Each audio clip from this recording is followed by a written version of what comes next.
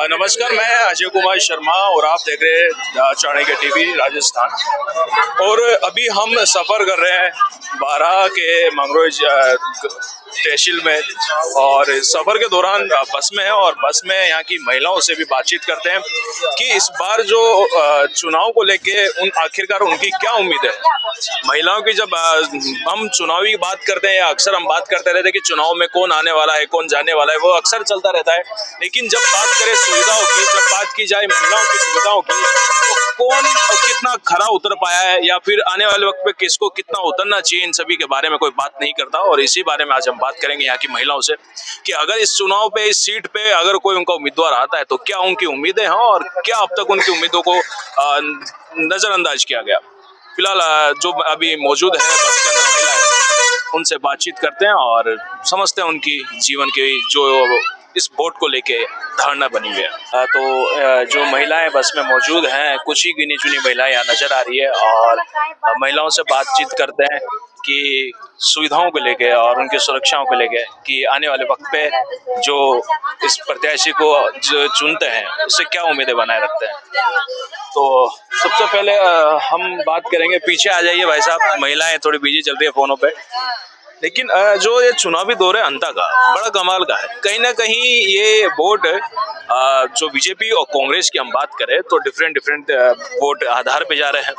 और जब बात आती है नरेश मीणा की, निर्दलीय की, तो कहीं ना कहीं उनका भी एक रुतबा अलग ही झलकने को यहाँ देखा जा रहा है, झलक रहा है।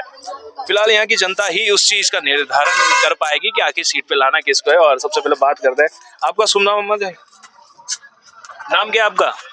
प्रेम भाई जमाना। प्रेम भाई, कहाँ के रहने वाले हो? मैं तो कोटा का जा। कोटा का जो। अच्छा, तो अभी तो माहौल आपके तो वोट लगते नहीं है के? लगा जनवा तो वोट नहीं, ये अंता वाला थोड़ी ना। हाँ, कोटा का था। तो सफर के दौरान अलग अलग महिलाएं यहाँ मिल रही है और आप भी कोटा से? तो दरअसल सभी सफर कोटा से कर रहे हैं। लेकिन ऐसी बात नहीं है कि महिला से ही बात करें, आप पुरुष से भी बात की जा सकती है महिलाओं की सुरक्षाओं को लेके। तो आप भाई साहब कहाँ से? पंजाब से। हाँ? पंजाब? हाँ। पंजाब से यहाँ सफर कर रहे हैं आप? अच्छा, तो अभी का चुनावी माहौल देखा आपने? कांग्रेस का लग रहा है। किसका लग रहा है? कांग्रेस का। कांग्रेस का लग रहा है। किस बेस पे आपको कांग्रेस का लग रहा है? वैसे ही बोल रहे अभी कांग्रेस बनेगी शायद।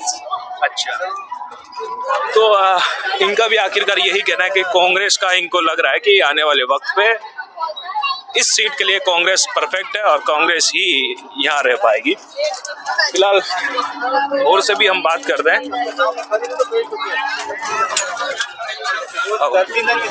हाँ जी,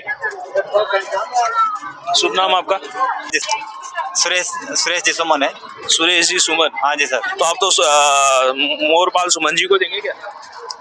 हाँ जी, मेरा तो समर्थन मोरपाल जी सुमन का ही है।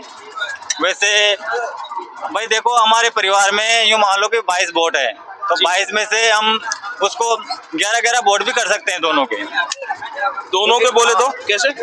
जैसे नरेश जी है। अच्छा, नरेश जी मीणा को और मोरपाल जी सुमन को, दोनों को बाइट करेंगे हम। अच्छा, क्योंकि दोनों का समर्थन करते हैं हम। अच्छा, हाँ जी। तो कहने का मतलब है कि यहाँ टकराव में वोट भी बढ़ रहे हैं फिर? हाँ, वोट बढ़ रहे हैं ना सर। अच्छा, अब जब आने वाले वक्त पे, इससे पहले जब बात करें सुविधाओं की, तो आपके यहाँ पे अब तक आपको क्या ऐसी कौन सी असुविधाएं आपको नजर आई जो अब तक सुधर जानी चाहिए थी?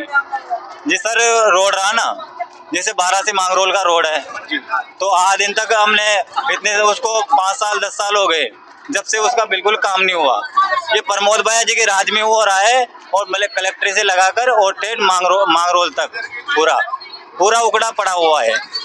इतने सालों से काम नहीं हुआ। जब नरेश जी जीत जाएंगे या मोरपाल जी जीत जाएंगे, ये दोनों सदस्य उसको काम को करवा सकते हैं, ये हौसला रखते हैं दोनों। प्रमोद भैया जी तो आने वाले 20 सालों में भी काम नहीं होएगा। प्रमोद भैया जी तो मतलब ये जो आपका रोड है उनके समय से ही खराब पड़ा है? हाँ जी, उनके समय से ही खराब पड़ा हुआ है। अगर चाहते ना तो ये काम हो सकता था, बाकी इन्होंने नहीं करवाया वो काम। और बात करें आपके यहाँ की और भी सुविधाओं की, तो और कौन कौन सी सुविधा है? रोड तो एक मुख्य सुविधा होगी, और भी तो गांव में बहुत सारी असुविधाएं होती है जिसको सुविधा में तब्दील किया जाए, और भी कुछ उम्मीदें हैं होगी आपकी, तो क्या क्या और चीजें होनी चाहिए? जी सर, रहा ना, जैसे मंदिर हुआ, उसके मस्जिद हुआ, और उसके अलावा और भी सार्वजनिक है, सब्जी मंडी हुई, तो ये भी और भी चीज़ें हैं, तो उनमें क्या है, विकास होना चाहिए। और ऐसी सार्वजनिक जगह जो भी हो, उन पे सबका विकास, सब पे काम करना चाहिए उनको। आप कहाँ के रहने वाले? मांगरोल। मांगरोल के। तो इस बार आपका भी किसको होने वाला है? मन में है या फिर बताएंगे? मन में है यूथ को, ये वो तो वोट क्या आने वाले, मतलब ये हम समझ सकते हैं कि जब बात करी जाए यहाँ के लोगों से, तो अक्सर जातिवादिता के आधार पे भी लोग कुछ बट रहे हैं, तो ऐसा भी है? जातिवादी कुछ नहीं है, यूथ के हिसाब से बात की जाएगी। मेन तो ग्राउंड लेवल पे काम करने वाला आदमी चाहिए। राजनीति करने वाला नीचे काम करने वाला चाहिए। एमएलए ऐसा आदमी होना चाहिए जो काम करे। एमएलए बन के बस घूमता रहे, अपने फोन पे काम चलते रहे, ऐसा कुछ नहीं है। ग्राउंड लेवल पे आके लोगों में रह के उनके बीच समाधान करे समस्याओं का, वो ऐसा आदमी चाहिए यहाँ पे। तो आपको क्या लगता है कि इस बार नरेश मीणा जी अगर जीतते तो ये सब कुछ करेंगे? सब कुछ करेंगे वो। यूथ है, यूथ की बात सुनता है। उसने पहले भी करवाया भी लोगों के लिए, उसने न्याय की बात भी करी, उसने पैसे दिलवाए झालावाड़ में, वहाँ पे जयपुर में भी किया उसने, धरना दिया, वहाँ पे पैसे दिलवाए उसने। तो गरीबों की सुनने वाला आदमी है वो, और ग्राउंड लेवल पे घूमने वाला आदमी है, और गरीबों में पहुँचने वाला। आपने एक जयपुर जब आप बात करें, जयपुर में आपने देखा होगा नरेश मीणा जी प्रदर्शन कर रहे थे और शहीद स्मारक पे, उस दौरान उन्होंने ही अपने एक समर्थक के लात घुसे मार दिए थे और बदतमीजी से पेश आए थे। तो उस संदर्भ में आप क्या बात कहना चाहेंगे? वो उनका स्वभाव है, वो कैसा है, उनकी पर्सनल बात है वो। तो देखो, देने वाले की और उनकी देख खाने वाले की, वो उनको ऐसा बुरा नहीं लगा, देने जो खाने वाला है उसको भी इतना बुरा नहीं लगा। गलती होगी कुछ ना कुछ तो जब ही लगा, और बाकी वो खुद ही कहता है ये बात कि मेरा गुस्सा करप्शन वाले लोगों के लिए है। ऐसे आम आदमी के लिए गुस्सा बिल्कुल भी नहीं है। जो करप्शन करेगा उसके खिलाफ गुस्सा है। जो भी अधिकारी काम करेगा अच्छा व्यवहार से, उसका सम्मान भी करेगा। उसने बोला कि सम्मान भी करेंगे उस आदमी का जो बड़े काम करेगा, लेकिन जो करप्शन करेगा उसके खिलाफ आवाज भी उठाई जाएगी, उसको यहाँ से।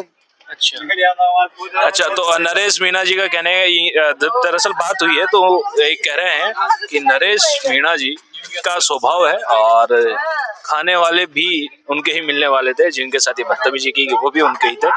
लेकिन जब इंसान भला हो तो ये सब कुछ दाएं बाएं की चीजें नहीं देखी जाती, बर्दाश्त कर ली जाती है। लेकिन इन सभी लोगों का मानना है कि फिलहाल बात के दौरान कि नरेश मीणा जी का स्वभाव, और शायद अगर नरेश मीणा इस सीट को प्राप्त करते हैं, इस सीट पे आते हैं, तो शायद अंता की जनता कहीं ना कहीं खुश नजर आएगी। तो ऐसी ही नई नई बातें और जनता के साथ बातचीत के लिए जुड़े रहिए चाणक्य टीवी पर।